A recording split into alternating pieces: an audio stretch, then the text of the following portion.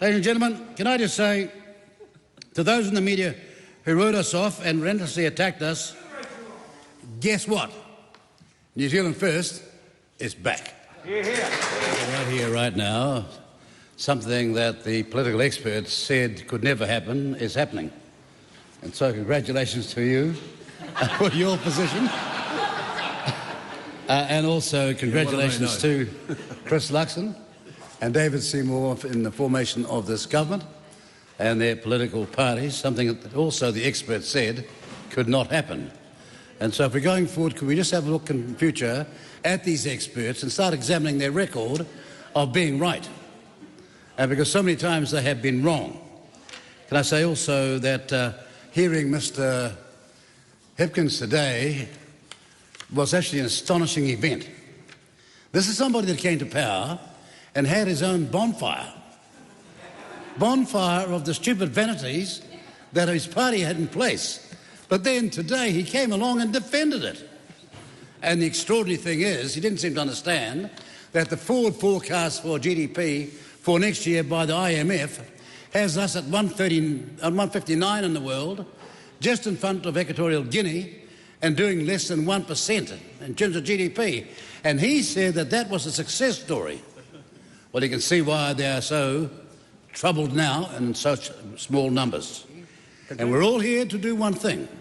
Despite what some of your leaders or your manifesto might say, and what your past colleagues might say, you're here to represent everybody as one people called New Zealanders, regardless of our DNA, our gender, our background, or our creeds.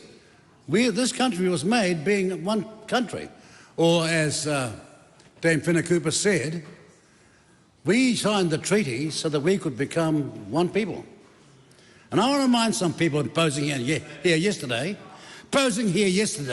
as though they're the new vision, they're the new light, they're the epiphany of what Maori is. Oh, no, you don't. No, you don't. Let me tell you, if you're looking for trouble, you've come to the right place.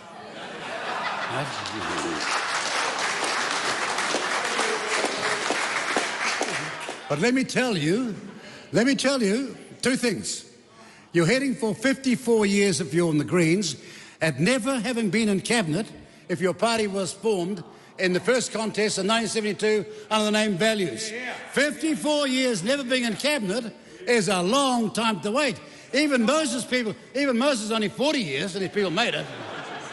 For 54 years, and the Green Party is never going to make it back at all, and nor is the Party Maori. And I'll tell you why it is. Because you're heading straight to the bottom pile, claiming to be what you're not, the voice of Maori. No, you're not. And never will be. And certainly not someone who is so decolonised he wears a cowboy hat. So decolonised he wears a cowboy hat. Isn't it amazing? Every pretension he's got can be found out in 5 seconds flat. Well, I can see why Mr Jackson wouldn't understand, because Mr Jackson has been the key voice in the Labour Party these last 6 years, and he's sent them to their demise. He's their Maori leader. He's their Maori leader, and there's one left now in the Maori seats. Oh, and by the way, to Party Maori, only one party has ever taken all the Maori seats off Labour, and you're looking at it. Only one party's ever done that.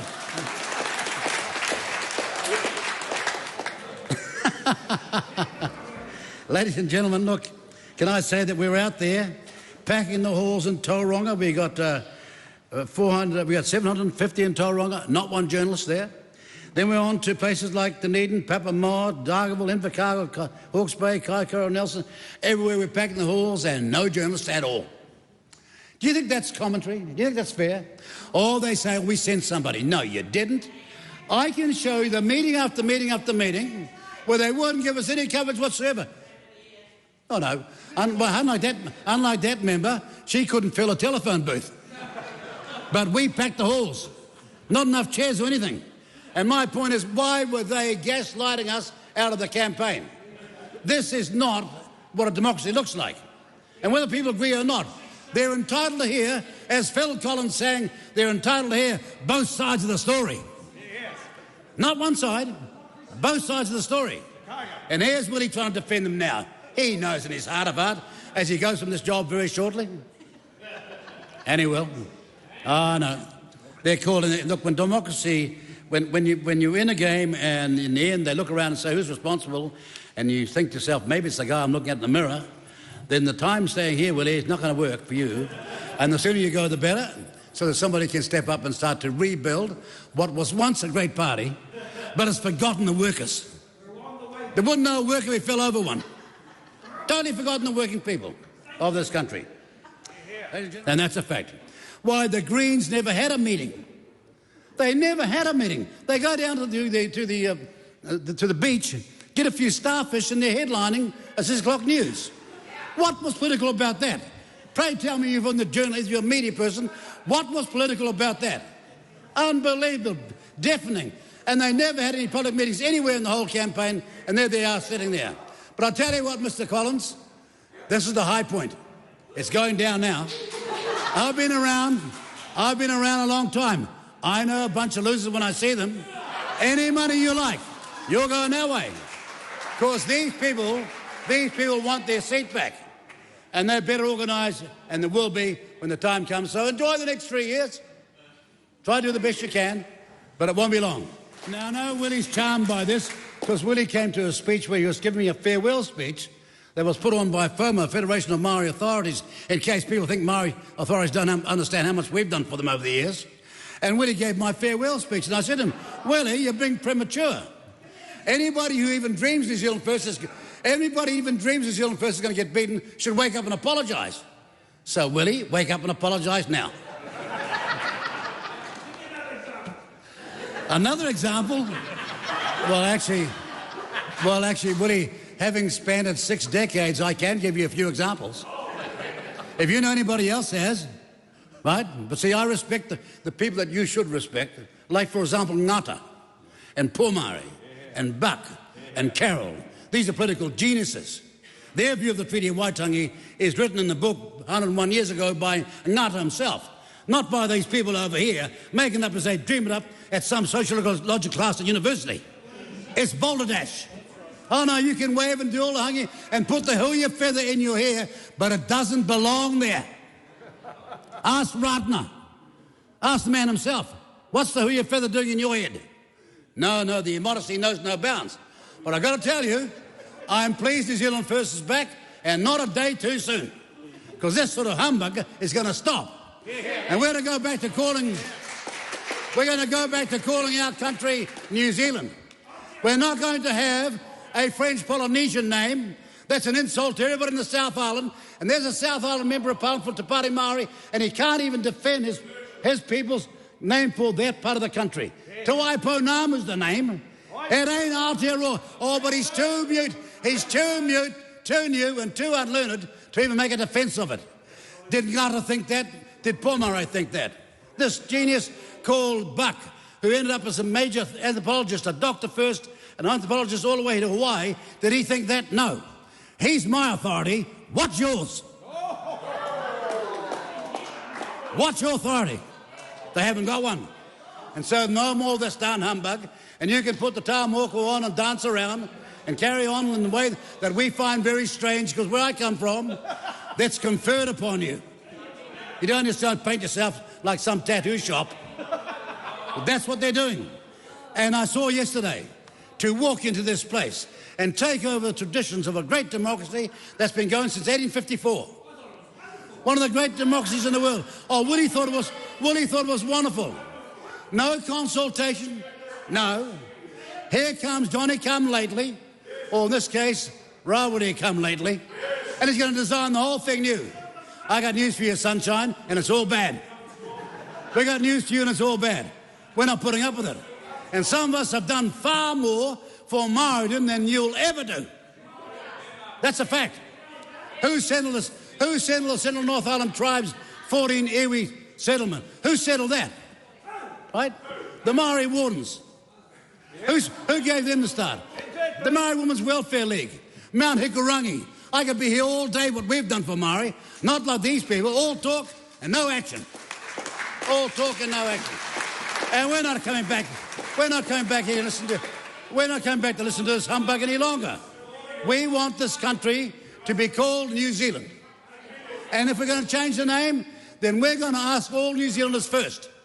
We're not going to have a little bunch of minority who say we're the Maori voice. OK, so if they're the Maori voice and they got only 3% of the vote most of the time, and yet they say the Maori people are 80% of the population, it means that 1/6 of the Maori people might support them and 5/6 don't. How can they call themselves the Maori voice? And why does Willie sit by mutely allowing them to do that? But we knew from the word go that when these people arrived that there's going to be a race to the bottom between Te Pāti Māori and the Maori members of the Labour Party. And that's tragedy. It's tragic. Because at the end of the day, what we get from that is not what people want out in the Maori world. You know what they want? They want an affordable house. They want, if they feel sick, hopefully not them, their parents or their children, to get treatment medically as soon as they possibly can. And they want to get on the escalators that takes you with education as far as you want to go. And the fourth thing Maori want is first world wages. These people never even talk about that at all. No, it's all their highfalutin Auckland University Sociology Department claptrap, making up as they go along. And the moment you challenge their authority, they start shouting out the easiest cowardice answer, racist. Oh, no, we're not. No, as the founder of the Congo Royal said, Winston is not anti-Maori, he's just anti-nonsense. Remember that? Remember her name? Eddie Tana said that, didn't she? And also somebody's mother said that too. Yeah. Somebody's mother said that too. And I wish he was as bright as his mother and pay more attention. Yes. Yeah, your mother was a very bright woman. And she had high hopes for this party and New Zealand First. And all of a sudden, the son is going his own way and thinks he's smarter than Mum. Oh, no, he's not. Mr. Speaker, I was going to make a lot of statements today, but the reality is we're out to turn this country around. This was an inflection election. Make no bones about it. If we had not got back these three parties, we were heading off to be Venezuela. Or Myanmar. Cuba. Oh, yeah, they're there clapping at the back. That's what they want. Clearly with no idea that it was once the most successful economy in South America, and look at the cot case it is today. Those sorts of policies took them there. Same with Myanmar, under Burma, the most successful economy in Asia, and look what sort of policies took them there. We just got back in time, and we're proud to join this coalition to save this country.